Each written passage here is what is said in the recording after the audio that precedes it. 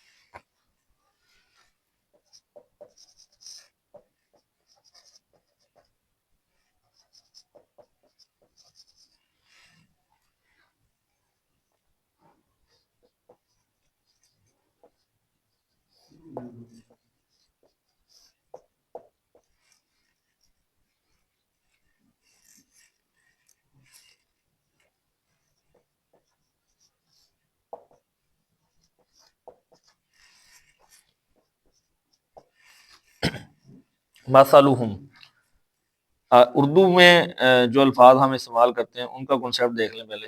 یہ مثل اردو میں بھی مثال استعمال ہوتا ہے، یہ بھی مثال اردو میں استعمال ہوتا ہے۔ نار اردو میں کبھی کبھار استعمال ہو جاتا ہے، جس طرح نار نمرود ہم کہتے ہیں، نمرود کی جلائی ہوئی آگ۔ تو اسی طرح لفظ اللہ، لفظ نور، نور روشنی کو کہتے ہیں۔ اسی طرح ظلمات، اندھیروں کو، یبصرون بصارت، اردو میں لفظ بصارت استعمال ہوتا ہے۔ بصارت کا مطلب ہوتا ہے دیکھنا، تو یہ یبصرون بھی اس سے ملتا جلتا ہے۔ لفظی ترجمہ اس کا دیکھ لیں، مثلہم، ہم کا مطلب ہے ان کی، اور مثل کا مطلب ہے مثال، تو ان کی مثال۔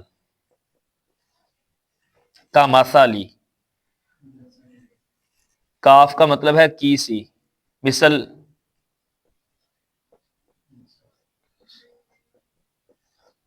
الذی، اس شخص کے،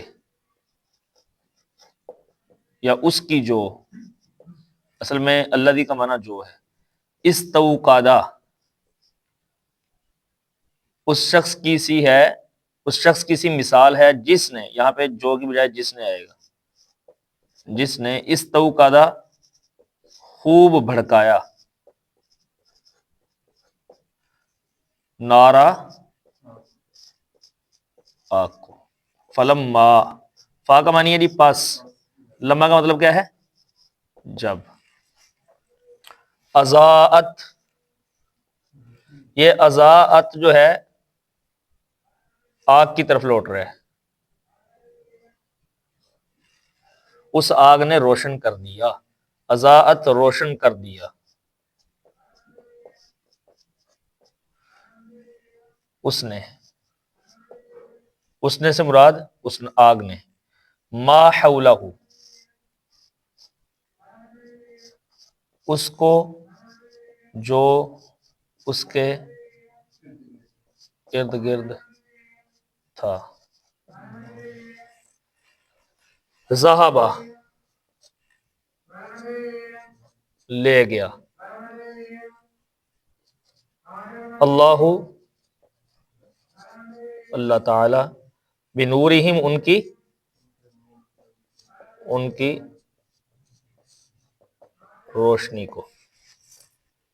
وَتَرَکَہُمْ، اب یہ جو تارا کا ہے نا، اس میں ایک ضمیر ہے ہوا، جو پوشیدہ ہے، اس کے اندر پوشیدہ ہے۔ ہر فعل ماضی کے واحد مذکر غائب کے صیغے کے اندر یہ ضمیر پوشیدہ ہوتی ہے گرامر کے اعتبار سے۔ وَتَرَکَہُمْ، اور اس نے، ہوا کا مطلب ہے اس نے، چھوڑ دیا، ہم، ان کو، اور اس نے چھوڑ دیا ان کو، فی ظلمات، فی کا مطلب کیا ہے جی؟ میں، ظلمات کیا مطلب؟ اندھیروں میں، فی ظلمات، اندھیروں میں، لا یبصرون، نہیں وہ، یہ اس کا لفظی ترجمہ۔ با محاورہ ترجمہ اس کا یہ ہے کہ ان کی مثال اس شخص کی سی مثل ہے جس نے آگ کو خوب بھڑکایا، فلما پس جب اضاءت ما حولہ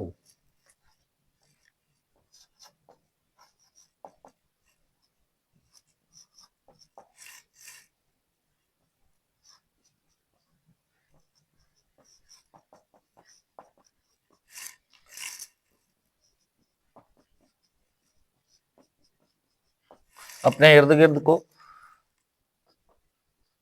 تو اللہ لے گیا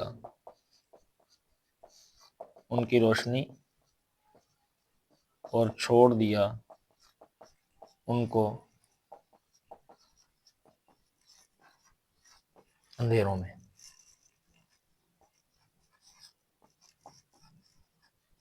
وہ نہیں دیکھتے۔ یہ اس کا بامحاورہ ترجمہ ہے۔ اب اس کی ذرا تفسیر کو سمجھیں۔ تفسیر اس کی یہ ہے کہ یہاں پہ اللہ نے مثال دی ہے منافق لوگوں کی، اس شخص کی مثل جس نے آگ کو بھڑکایا اور اس آگ نے اپنے ارد گرد کو خوب روشن کر دیا، پھر اللہ نے اس آگ کو بجھا دیا، اس کی روشنی کو لے گیا، اور وہ بندہ جو ہے وہ اندھیروں کے اندر رہ گیا، تاریکیوں کے اندر رہ گیا۔ اب یہ سمجھ یعنی کہ منافقین کی اس بندے کے ساتھ مثال، کیا مطلب ہے اس مثال کا، یہ سمجھنا بڑی ضروری ہے۔ تو اس کی دو اس کی تشبیہات ہیں، دو اس کی وجہ ہیں۔ پہلی وجہ اس کی یہ ہے اس مثال کی کہ منافقین کلمہ پڑھ کے دائرہ اسلام کے اندر داخل ہوئے، دائرہ اسلام میں داخل ہوئے تو نور ایمان کی وجہ سے ان کے لیے ہر چیز کو روشن کر دیا گیا۔ جب کوئی بندہ کلمہ پڑھ کے داخل ہوتا ہے تو نور ایمان کی وجہ سے ہر چیز اس کے لیے روشن کر دی جاتی، تو نور ایمان کی وجہ سے ہر چیز ان کے لیے روشن کر دی گئی۔ پھر جب نفاق میں مبتلا ہوئے وہ لوگ، تو کفر و نفاق، شکوک و شبہات کی کئی تاریکیوں میں، کئی اندھیروں میں گر گئے، کئی اندھیروں میں ڈوب گئے۔ اس کی جو تائید ہے وہ سورہ منافقون کی ایک آیت کرتی ہے، منافقون کی آیت نمبر 3 کرتی ہے۔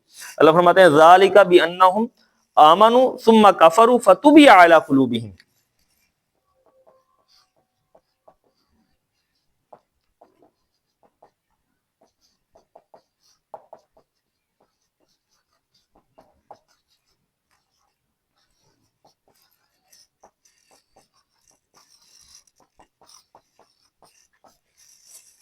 یہ اس وجہ سے ہے کہ وہ ایمان لائے، پھر انہوں نے کفر کیا، فتوبیا علی قلوبہم، تو ان کے دلوں پر مہریں لگا دی گئیں۔ یعنی کہ ایمان لانے کے بعد جب کفر ہوتا ہے تو پھر ہر طرف تاریکی ہی تاریکی ہو جاتی ہے، مہریں لگ جاتی ہیں، اندھیرا چھا جاتا ہے۔ تو جس طرح اس بندے کے لیے آگ کی روشنی کے بعد اللہ نے اس آگ کو بجھا دیا، جبکہ اس آگ نے ایک دفعہ ہر طرف روشنی کر دی تھی، پھر اس آگ کو بجھا دیا اور اللہ تعالیٰ اس روشنی کو لے گیا، نور کو لے گیا اور اس بندے کو اندھیروں میں چھوڑ دیا۔ اسی طرح منافق کلمہ پڑھنے کے بعد، ایسا بندہ کلمہ پڑھنے کے بعد ایک دفعہ اس کے لیے ہر طرف روشنی ہوئی ایمان کی وجہ سے، پھر جب نفاق دل میں داخل ہوا تو اس نفاق کی وجہ سے ہر طرف جو ہے اس کے لیے اندھیرا ہی اندھیرا ہو گیا، اور وہ اندھیرا کفر و نفاق کا اندھیرا ہے، شکوک و شبہات کا اندھیرا ہے۔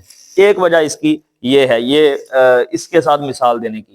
اور دوسری یہ مثال پیش کرنے کی وجہ یہ ہے منافقین کے لیے کہ منافق لوگ جب کلمہ پڑھا تو دنیا کے اندر انہوں نے ہر طرح کا وہ فائدہ اٹھایا جو مسلمانوں کو ملنے والا تھا۔ مسلمان غنیمت میں، مومن غنیمت میں حصہ دار، تو دنیا میں کلمہ پڑھنے والا جو دل کے اندر شک و شبہ رکھتا ہے منافق، وہ بھی غنیمت میں حصہ دار۔ دنیا میں وراثت بھی اسی طرح ان کو ملتی رہی جس طرح مسلمانوں کو ملتی رہی۔ دنیا میں ایمان والوں کے ساتھ رشتے ناتے بھی رہے، اور دنیا میں مسلمانوں والا لقب بھی ان کو ملتا رہا، مومن والا یا مسلمان والا۔ لیکن جب موت آئی تو اللہ رب العزت نے وہ ساری عزت جو دنیا کے اندر ان کے پاس موجود تھی، وہ ساری عزت چھین لی، اور اللہ رب العزت نے ان کو اندھیروں میں پھینک دیا۔